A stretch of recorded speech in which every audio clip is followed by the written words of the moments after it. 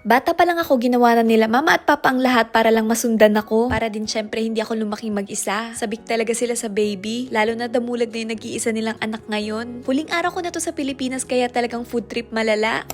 Hi guys, ito na nga ang huli at final vlog ko sa Pilipinas. Ito na yung araw na nag-check out kami sa Balivino, Tagaytay. Kasi ito na yung huling araw ko dito sa Pilipinas. Hindi na nga ako makakabalik ng Rizal. Kulang na rin kasi talaga sa oras. Kaya ayan, habang nasa sasakyan kami, dito na kami nagkukwentuhan. Kasi talagang mamimiss ko na naman silang lahat. Nag-book ako ng condo na malapit na sa airport. Kasi guys, 3 AM bukas dapat nasa airport na ako. Ayan nga, nagpaalam na ako sa kanila. Bali sila, babalik na ng Rizal. At kami naman ni mama. Kung nakikita nyo guys, nag-check in na kami. Susulitin ko na dito sa Pinas na mayroong tumutulong sa akin sa pagbubuhat ng maleta at bag. Kasi guys, alam nyo naman, pagkabalik ng Japan, ako na naman lahat talaga yan. Lalo na't solo lang din akong babalik. Bali si Papa, pumunta muna ng Rizal kasi guys, meron akong nakalimutan. Kaya kung nakikita nyo, kaming dalawa lang ni Mama magkasama ngayon. Akala ko nasa Pilipinas pa ako. Nasa Tokyo na pala ako ngayon. Charis!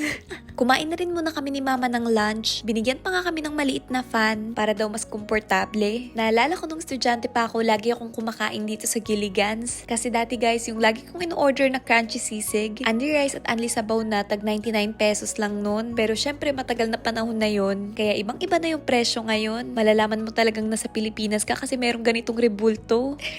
Kumain din ako ng paborito kong crema de leche. Pagkatapos nung dumiretso naman kami sa Lawson, nagulat ako guys kasi meron palang nagbebenta na ng uden dito. Sikat din ito na pagkain sa Japan tuwing winter season. Maya-maya nga kasama na rin namin si Papa ngayon. Kumpleto na kami. At sobrang excited ako sa araw na to. Kasi guys, finally makikita ko na naman yung naging inspirasyon ko para makapunta ng Japan. Sa mga dati nang nanonood ng vlogs ko, alam nyo na rin siguro kung sino yung talaga naging inspirasyon ko. Yung mga videos na lagi kong pinapanood nung nasa Japan siya at nasa Pilipinas pa lang ako. Kasi alam nyo naman, nung nagsisimula pa lang akong mag-vlog, sobrang vocal ko na talaga kung sino yung iniidolo ko dito sa Japan. Siya nga yung hinihintay namin ngayon. Pagka talaga sa cellphone ni Mama o ni Jonathan, wala akong matinong picture. Todo picture na nga sa akin si Mama dyan kasi mamimiss niya na naman yung unikaiha niya. Bakit naman kasi isa lang yung nagawa? At maya-maya nga guys, sobrang saya ko kasi finally, nakita ko na ulit yung idol kong si Ate Sara in Tokyo. Kasama si Kuya Klaus at yung baby niya. Dumiretso kami sa restaurant nila. At si Mama guys, tignan nyo, halos ayaw nung bitawan itong si Baby Cloud. Hindi ako marunong magkarga ng baby. Pero syempre, hindi ko na pinalagpas yung pagkakataon na to. Sabi ko nga dyan kay Ate Sara, dadaling ko na tong si Baby Cloudy sa Japan. Kaso guys, ang bilis niya lang bumitaw sa akin. Gusto niya nang bumalik kay Mama. Naku, kaya hindi pa ata talaga ako pwedeng mag-baby. Itong mga magulang ko guys, tignan nyo, sabik na sa